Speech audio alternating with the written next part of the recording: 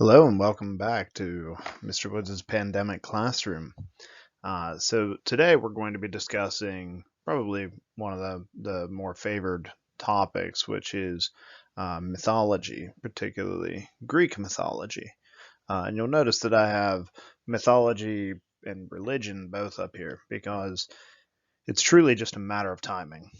Um, when we discuss the concepts of religion or myth, it's important to remember that what we today refer to as myths were once the religions of people, the same way people in the future may refer to the religions of today as myths, or even people today refer to religions of today as being myths. It's really about what separates our understanding and our belief.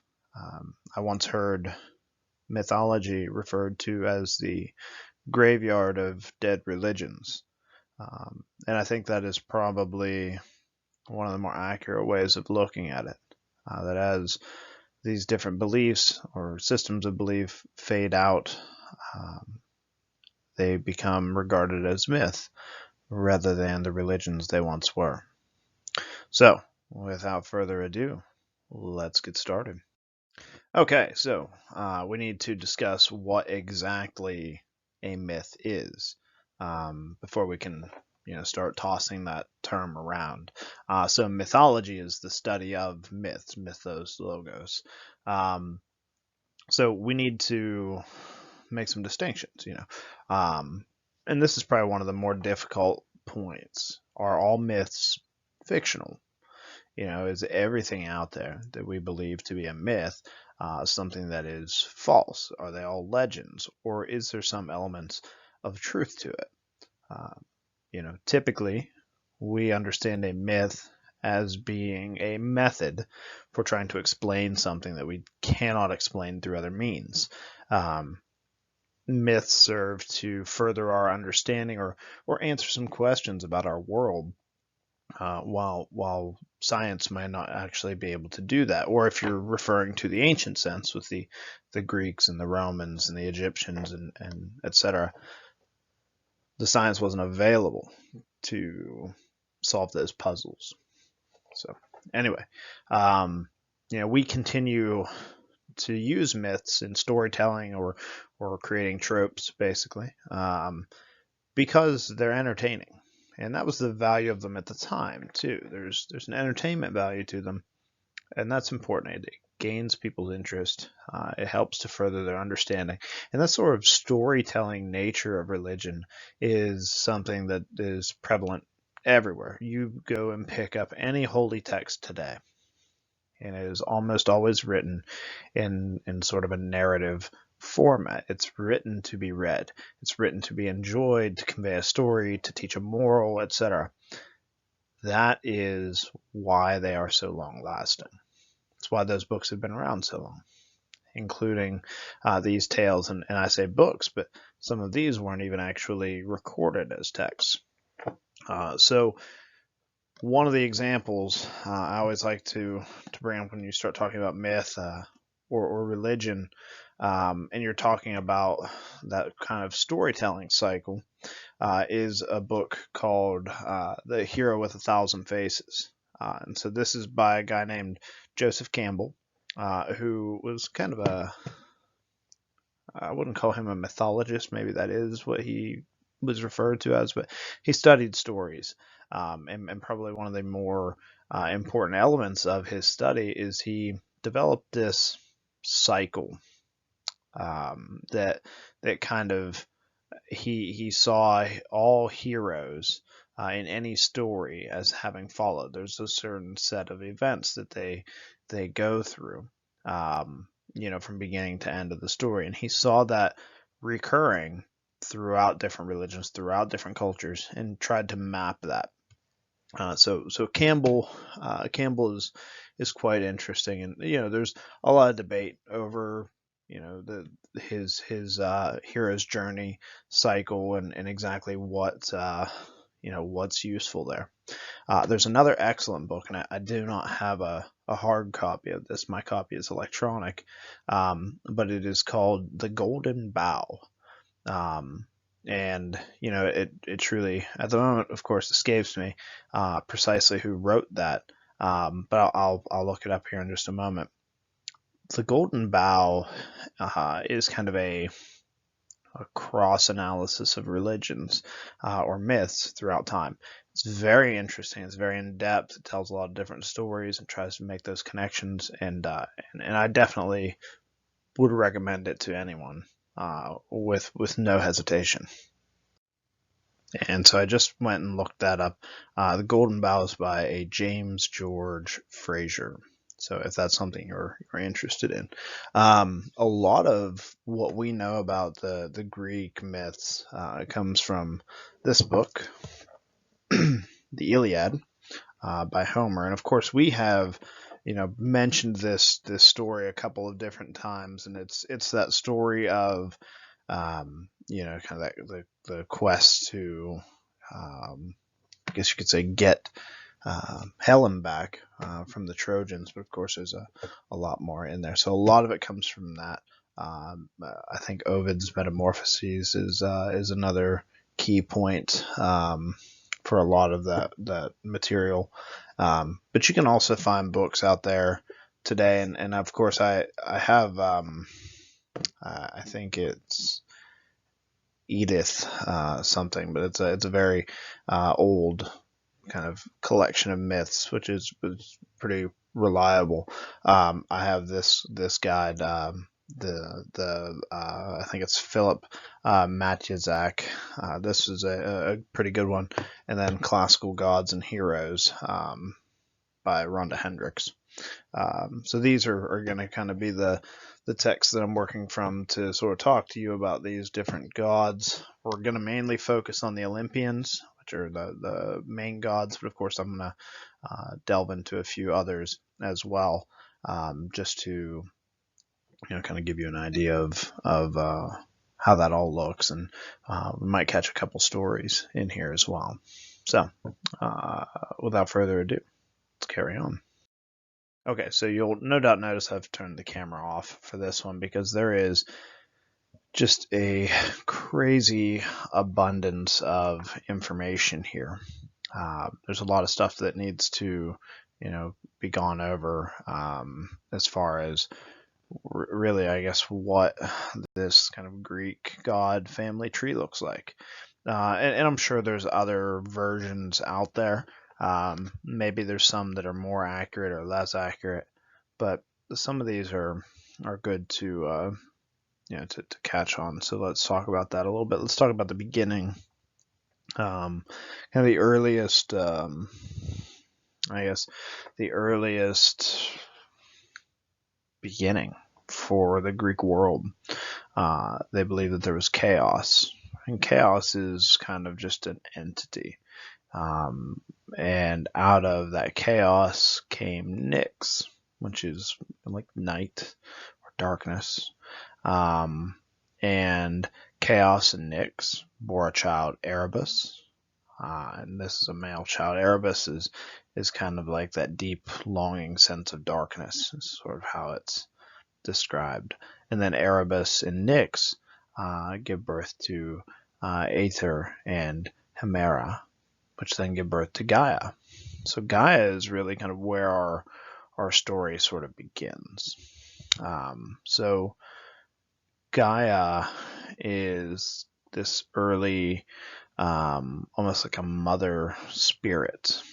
Now, one of the things that you'll notice here, it has Gaia with Uranus, which in Greek, is this kind of very ancient figure, Uranus. But he and Gaia birth the Titans. So there's lots of Titans. The ones people are most familiar with, most likely, are Cronus and Rhea. They are the parents of the Olympians. So let's talk about that for a second. You can see if you look up here, there are a ton of other gods. You'll also see Zeus's name pop up quite frequently. Um, yeah, Zeus. Zeus got around for sure, and a lot of the children um, of Zeus become gods or demigods, and they're part of that Olympic pantheon. So if we look at the original, I guess kind of the original six Olympians, say, so there's the females, Hestia, Demeter, and Hera, and then there's the males, which are Zeus, Poseidon, and Hades. So these six are kind of the original Olympians, and the story goes that um, Cronus knew that one of his children would lead to his overthrowing, so he ate his children, swallowed them whole, actually. And when he came to Zeus, who's the youngest, Rhea just couldn't bear to see any more of her children swallowed. I'm not sure why you wait till number 6 to care, but so she hid Zeus away and gave Cronus a stone swaddled in blankets. Cronus swallowed the stone. Zeus grew up quite quickly, evidently, and overthrew Cronus. So that's kind of the story of how the Olympians took their place. Then there's something called the Titanomachy, which is the war between the Titans and the Olympians. It's worth discussing how a couple Titans, one in particular, does not necessarily side with, with the Titans themselves, and the famous one there is Prometheus. So Prometheus actually chooses to side with man, and so you get into that whole story of eventually stealing fire, and you have the story of Epimetheus and Pandora and Pandora's box, etc. But that's also where you have the two kind of original figures of the Greek people, or at least according to them, Pyrrha and Deucalion, are the children of Epimetheus and Prometheus, respectively, and they give birth to Helen, the 2L Helen, that becomes kind of the forerunner of the ancient Greek peoples. But some of the other gods, you can see there's different stories as to how they came to be. Like Aphrodite, there's a couple different stories about how Aphrodite came to be Aphrodite, whether it's the child of Zeus or born of sea foam, which is a nice way of saying she's Cronus's child. That's a whole nother story, though. So anyway, you have some heroes included in here. If you look over to the left, you can see Achilles. And you've got I saw somewhere in here Astraeus, he's in here. Perseus is in here. And then you've got all of the mortal conquests of Zeus there as well. Now, several of those become heroes themselves, and Helen of Troy is on there. She's one of Zeus's daughters. You have, like I said, Perseus is there. Minos is there. So anyway, you see quite a few of these folks popping up. Some of these you're probably familiar with or probably have seen before. But anyway, if you're interested in studying this deeper, it's definitely something I would recommend just for pure enjoyment. But some of those books I showed you at the beginning, look into picking up one of those books that talks about just kind of the classical stories of the Greeks. I personally, for the storytelling aspect of it, talking about the different famous myths, that Classical Gods and Heroes by Rhonda Hendricks, that's a pretty solid story book. It covers a lot of information. A lot of the more famous stories are covered there, and it's quite a good book. But anyway, moving on. So upon the peaks of Olympus, you see. And so Olympus is the home of the Olympian gods, Mount Olympus, and we're mainly going to be focusing on them with this set of discussions. So again, if you have questions about other figures that appeared on that last family tree, or other people that appear in these myths in general, I'm happy to answer those. Just let me know. And there's a lot out there. There's a lot of conflicting stories, and the stories are spun in different ways. So just be aware of that when you're looking through. I always tell people, if I don't tell the story the exact same way you've heard it before, it doesn't mean you're wrong. It doesn't mean I'm wrong. It just means we have two different versions of the story. That happens when you have 3,000 years plus of history between now and when these stories were originally being told. So, beginning with Zeus. So Zeus is the king of the gods, and that's indisputable. After he, fights in the Titanomachy and is able to overthrow the Titans, there's this period of kind of deciding where they draw straws or draw lots, and Zeus ends up, being the king of the gods, the lord of the sky, and you have Poseidon, king of the sea, and Hades, the underworld. Hades in Disney versions and some other stories is spun as a pretty evil guy, but the underworld's not evil, and neither is Hades. So we'll come to that though. So Zeus, or as Roman name Jupiter, lives on Mount Olympus with his sister / wife Hera. The main symbols that we find associated with Zeus: the oak tree, strong, the lightning bolt, and the eagle, kind of king of birds. So all these elements are associated with him. This is Hera, or Juno, queen of the gods. She is often seen as vengeful toward the lovers of Zeus. There's different stories of kind of Hera exhibiting that jealousy. Now, again, a lot of these stories are told to explain things that we can't explain through scientific means. So, a woman being jealous of her husband sleeping around on her is not something that's out of character for people. And that's something that's different about the Greco-Roman gods that you don't always see in other religions. The fact that the Greco-Roman gods are very human in their characteristics, right? They have emotions and such that are a lot like the people who worship them, and that's probably purposefully done. You'll see the lotus flower there, the diadem, or her kind of crown that she wears, which is different from so there's diadem, tiara, crown, three different things there.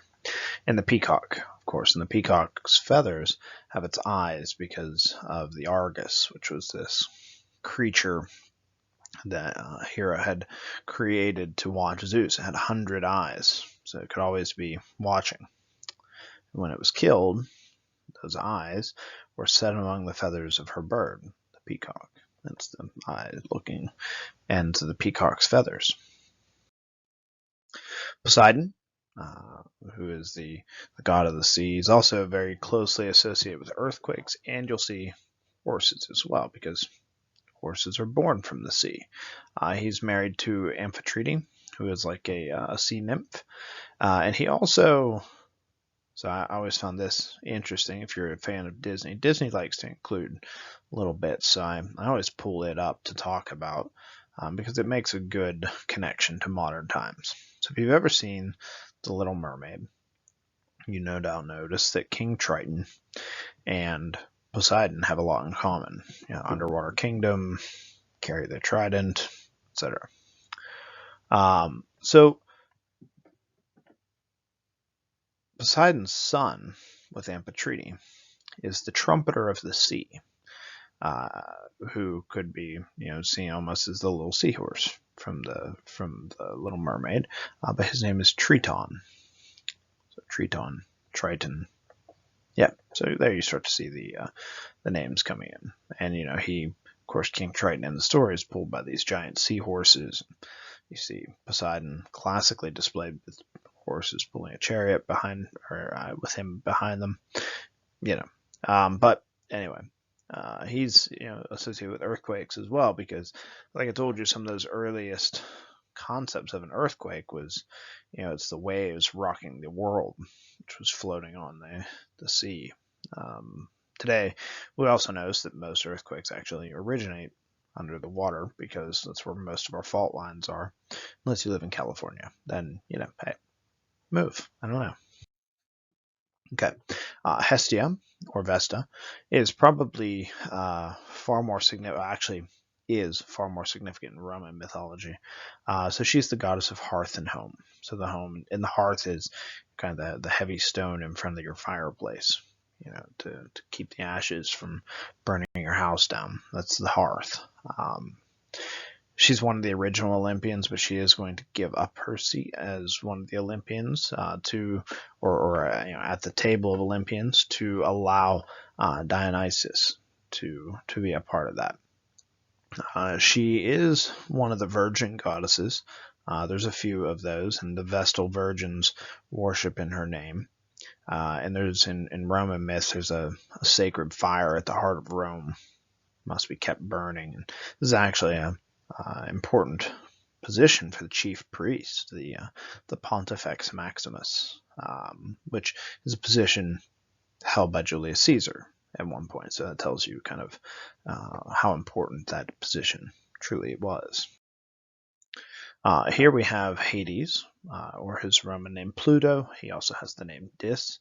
We should also mention Zeus has the name Jove as well, which is used. God of the dead and ruler of the underworld, and Dis is when he's associated with mineral wealth, underground. He's married to Persephone. Now, again, this is another interesting story. So Persephone stays with him about half of the year.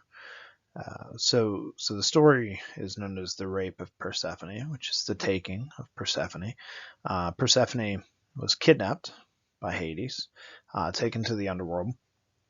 And when her mother, Demeter, or Ceres in Roman, tries to intervene, Hades refuses to release her. So Demeter goes to Persephone's father and the king of the gods, Zeus, and appeals to him. Zeus goes to the underworld to sort of hash things out with Hades and get her back to her mother because, Demeter's the goddess of agriculture, so the world was dying because she was just depressed and weeping because her daughter was gone. Zeus gets to the underworld, but finds out as he's there that Persephone has eaten food in the underworld, which basically means you have to stay. However, Zeus and Hades kind of work out this bargain where she only ate so many pomegranate seeds, so we can't really hold her forever. Let's cut a deal. Let's make a trade. And so Persephone's there about half of the year. So this is the method of explaining seasons. So if you look at our seasons, now I'll grant you Persephone must be making quite a few trips back and forth the past few days because we've had sunshine and 70 and then snowing the next day. But that aside, typically you have 4 seasons, right? You have spring, summer, fall, winter. So in the spring and summer, the earth is starting to rejuvenate, to grow back, be very lush. And then in the fall, after things ripen and are harvested, they start to die. And in the wintertime, the earth is cold and barren. So late fall and into winter is when Persephone is in the underworld with Hades. And the spring and summer is when she's reunited with her mother. You also see the Helm of Darkness is something that Hades is associated with. It's a helmet that allows him to be invisible. And that's stolen from him temporarily by the hero Perseus. And Cerberus, the 3-headed dog, which is also stolen from Hades by Hercules. Well, allowed to be taken by Hercules at one point for the fulfillment of one of his many labors. There's Demeter. We were just kind of talking about her. She is one of the first wives of Zeus, and they have Persephone together, goddess of the agriculture and harvest. So she's kind of the patron goddess to farmers. You can see the horn of plenty, or the cornucopia, is something she's associated with. We tend to see that at our harvest celebration or Thanksgiving. And then wheat. Of course, wheat is often associated with Demeter because staple crop. Right? Athena, the goddess Athena. She's one that has one of the more difficult names to remember in Roman. She's Minerva. I always tell people, if you're familiar with Harry Potter at all, right? Professor McGonagall is Professor Minerva McGonagall. She's very wise, very sage-like. Athena is the goddess of wisdom and battle strategy. So, anyway, that helps you remember. She's very closely associated with justice. She's loyal to Zeus. She's born strictly of Zeus. The story goes that Zeus kind of had this headache, a very splitting headache, and Hephaestus takes an axe and cracks Zeus' skull open because, that's how you relieve a headache. And out pops Athena, fully grown in battle armor, ready to go. She's the patron goddess of Athens. Of course, there's a story there as well. Athena and Poseidon don't get along. They're just not the best of friends. And part of that goes to this story. Actually, there's two stories worth telling about Athena. But they were both competing to be the patron god of the city of Athens. Athena offered the idea of kind of justice, and Poseidon portrayed strength and naval power. So they held a contest basically to see who could provide something that was most valuable to the Athenian peoples. Poseidon took his trident, struck the ground, and there was a spring, a saltwater spring that popped up and had all the bounty of the sea. Athena took her spear and struck the ground, and an olive tree grew. So the Athenians chose Athena to be their patron goddess because the olive tree is more valuable. You can have olive oil, olives themselves. There's the trade associated with it. There's the wood associated with it. And olive wood is quite beautiful. It really is. So, all of these elements go into that. The other good story about them deals with Medusa. So, Medusa used to be a priestess to Athena. Athena is another one of these virgin goddesses, and so her priestesses had to remain virgin. In the story, Medusa, who used to be quite beautiful, gave up her duties, or looked the other way at her duties, to go and be with Poseidon. When she is caught by Athena, she is cursed to kind of become the snake-haired monster that we're familiar with. Now, interestingly, Medusa had become pregnant before this happened, but is unable to give birth during the whole course of her being Medusa, at least until her head is cut off, which naturally, of course, you could give birth after that. But anyway, so the story with Medusa gets us into Perseus, who is one of the children of Zeus. And so Perseus is actually going to be the one that is responsible for slaying Medusa, and he's going to do so with a little bit of help from Minerva. So Minerva, or Athena, is going to provide the shield, her aegis, to Perseus, as well as they call it a moon-bladed sword, which is simply just a curved blade. But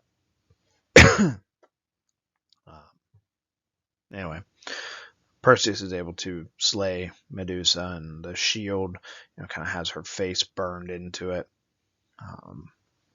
And when he cuts her head off, two children are born kind of from her,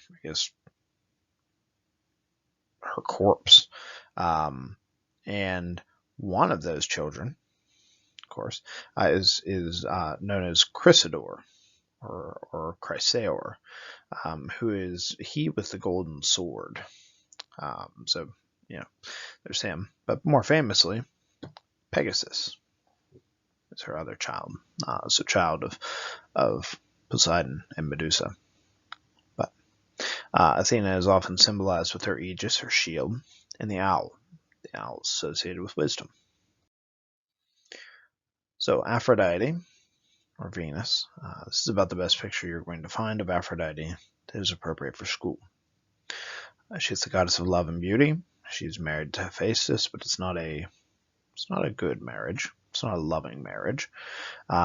She's symbolized by the swan and the dove, which are of course beautiful, and the cestus, which is like a belt almost that she wears around her waist, and it gives her the power to enchant the minds of men. Yes, I'm sure it's the belt that's doing that. Anyway, Aphrodite is, in many cases she's born of sea foam from the bits of Cronus that are lopped off by Zeus in that combat. In other stories, she's a child of Zeus herself. There's Ares, god of war. Ares is an instigator. He comes up quite a bit in the old Iliad. Not in a good way. He's the lover of Aphrodite, but not her husband. He's important in Roman myths as well. Mars is quite an important god in Rome, and that's where we get a lot of words that we use today. Martial, M-A-R-T-I-A-L, referring to war-related, comes from Ares. But the dog, the boar, right? These ferocious animals, and the sword and the spear. Of course, the Spartans are also sometimes associated with Ares, but he wasn't their chief god by any means. Hephaestus, which, he's the brother of Ares, but he's not as good looking. And he is the god of fire and blacksmithing, and lives in a volcano and works with Titan, or with Cyclopses. He's married to Aphrodite, and he's crippled. I've heard this story a couple different ways, but essentially it boils down to him being thrown off of Mount Olympus by Zeus, which cripples him, and he climbs back up. I believe that was what the story goes, that he caught Aphrodite and his brother Ares together, and I think Hera was quite enraged that her son, which is Ares, by the way, was, and also Hephaestus, was embarrassed such, and so she looked at Hephaestus, her ugly son, had him tossed. But anyway, I've heard that story a couple different ways. I'm not exactly sure which one is original, but the hammer and anvil are his symbols. And you see his name Vulcan, his Roman name. It's Vulcanatos, or the sort of workshops of Vulcan, volcanoes. Apollo. Apollo is the god of light and poetry and music and medicine, all kinds of stuff. He drives a chariot that pulls the sun. The actual sun itself is the Titan Helios. He has a twin sister named Artemis. Laurel trees, the lyre, which is the little harp you can see there. Apollo has quite a few stories associated with him, and he has an important son, at least to doctors, which is Asclepius. Asclepius is his name. So if you've ever seen the single rod with the snake around it, that's the rod of Asclepius, associated with medicine. All right, here's Artemis, or Diana. I always tell people, if you want to remember Artemis and you're a fan of comics at all, Diana Prince is Wonder Woman. Artemis is quite a bit like Wonder Woman. So she's the goddess of the moon and the hunt, patron goddess to the hunters, brother of Apollo, the moon, the bow, the stag. These are the things that are sacred to her. There's a story about a hunter, and Artemis, again, one of the virgin goddesses. There's a story of a hunter that caught her bathing in the forest, spying on her while she was bathing in a pond. And so she turned him into a stag, into a deer, and had wolves set upon him and chase him and eventually kill him. So if you see people bathing in the forest, do not tarry. Here's Hermes, or Mercury, bringer of dreams. He's a god who can travel back and forth to the underworld safely. He's the messenger, and symbolized by the winged sandals, which Perseus borrows in his story to help slay Medusa, and the winged helmet, and the caduceus, which is his staff with the 2 wings and the 2 snakes. Not the staff used by, of course, by Asclepius, or like you see associated with medicine. You will see the caduceus sometimes associated with like a messenger service. But you also see like Goodyear Tire as the kind of winged sandals. You also see that's associated with a lot of athletic companies. And Dionysus, or Bacchus, god of wine and mirth. So, funny story for him, he's actually born of Zeus's thigh. I think could be wrong with his mother's name, so I'm not going to throw it out there. But the story goes that his mother wanted to see her lover in his true form, which was Zeus. And essentially, she was tricked into asking Zeus for this by Hera, because Hera knows what will happen. And Zeus appears to her as a god, and since she is mortal, she bursts into flames. And while burning, the baby is plucked from her by Zeus, and to keep it alive, it's sewn into his thigh. And so there you have Dionysus, or Bacchus, born of Zeus's thigh. The Maenads are associated with him, which are kind of a cult-like religion. There's, with his Roman side, there's the Bacchanalia and the Bacchanalian festivals, and they get a little bit wild. He's patron god for actors and dramatists. The stories and the parties, they all go with Bacchus. Dolphins as well. The story of him being captured or kidnapped by pirates. While he's kind of in their capture, he tries to convince them to let him go. They don't. He summons like a lion and a bear onto the ship, and the ship, is tossed about in the sea, which is turned to wine. And there's just this huge ensuing chaos, and these pirates that kidnapped him jump overboard. When they hit the water, they're turned into dolphins. Dolphins then are kind of forever responsible for trying to save drowning sailors. And this is a way of explaining why dolphins are always near ships, as well as why dolphins are sometimes able to help save drowning people. It's kind of paying back for having kidnapped Bacchus. The chalice, of course, to drink from, the grapevine itself and wine, and the leopard or cheetah skin that he tends to wear around him is also associated with Dionysus. All right, so that's all I have for you this time around. I hope you enjoy, and have a great rest of your day.